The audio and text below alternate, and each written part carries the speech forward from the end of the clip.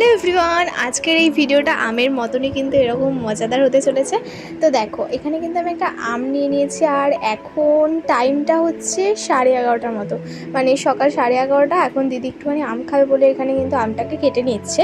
By the way, তোমাদের একটা কথা বলি, যেটা বলতেই হবে, যে এই গরমে তোমরা যত পারো জল খাও। আমি জলটা অতটা খাই না, বাট আমি মানে এই ফলগুলোর মাধ্যমে, সত্যি কথা বলতে ফলগুলোর মাধ্যমে ওয়াটার ইনটেক করি, কারণ আমার মনে হয় যে ফল খাওয়া ভীষণ ইম্পর্টেন্ট ফর মানে হেলথ। ওকে, তো দেখো এখানে কিন্তু এটা খাচ্ছে আমটা, দেন ও এক পিট আমের খেলো আর আমি আটিটা খেলাম।